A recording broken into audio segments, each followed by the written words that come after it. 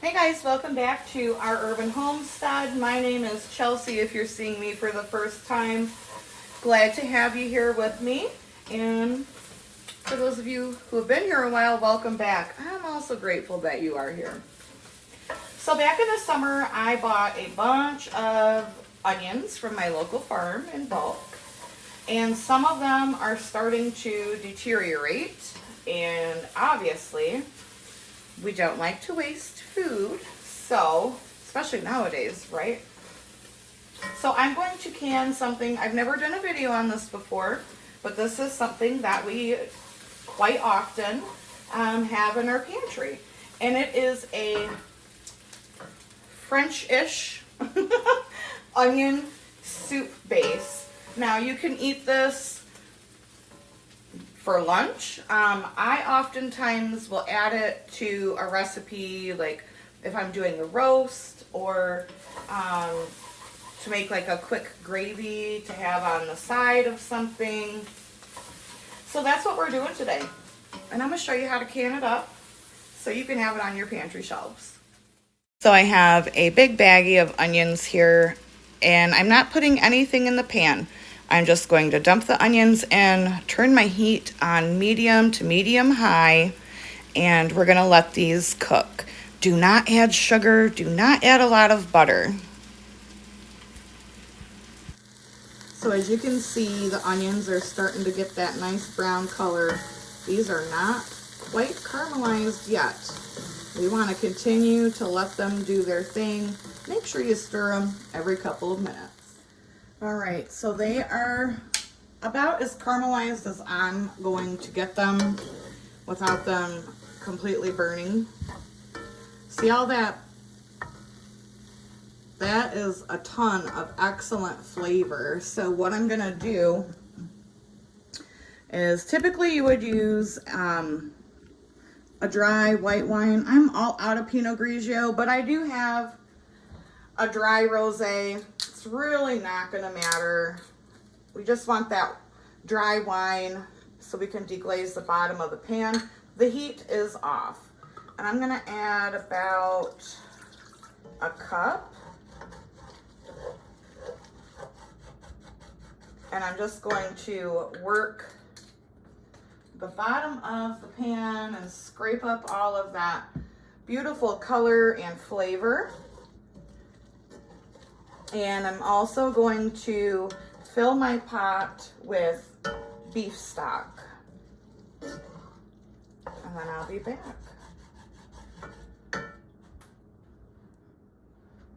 All right, so now I've got the beef stock in here. It's beautiful color. Now we're gonna season it with some salt, some pepper,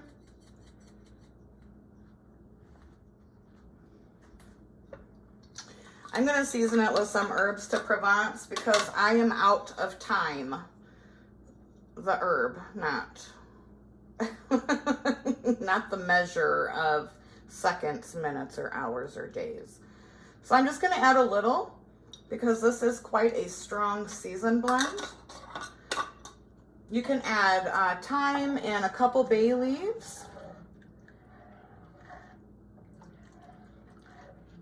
And then I'm just gonna bring this up to a boil and let it simmer.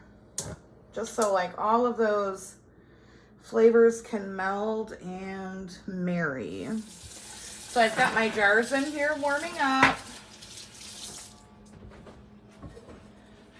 That is nice and hot, smells delicious. It's April approved. She already had a little taste of it. Once these jars get warm, we'll fill them up and I'll tell you how to get these canned so they're safe on your pantry shelf. The jars are hot, the soup is hot. Let's get these filled.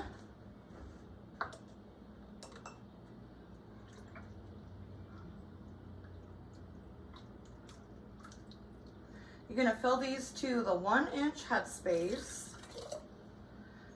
And I kind of like to stir this around. That way there's like an equal amount of onion to broth ratio.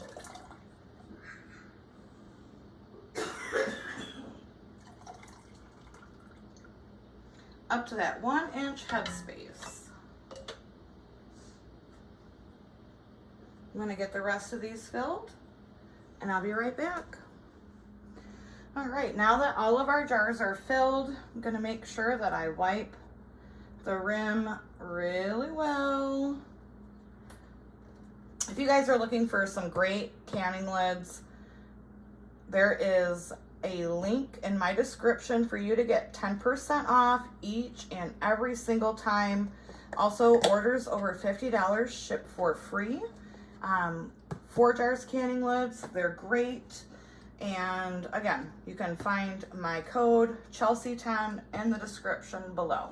So I'm going to get all of these wiped lids and bands on, and then I'll be right back. As always, with your rings, make sure they are fingertip tight. Don't crank down on them. You want them to just be fingertip tight.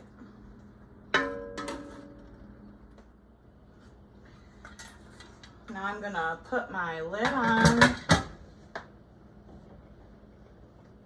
Let this come up to temperature, and once this starts spouting a nice steady stream of steam, I'm going to set my timer for 10 minutes and let it vent. This is a very important step in the canning process. Please do not skip it.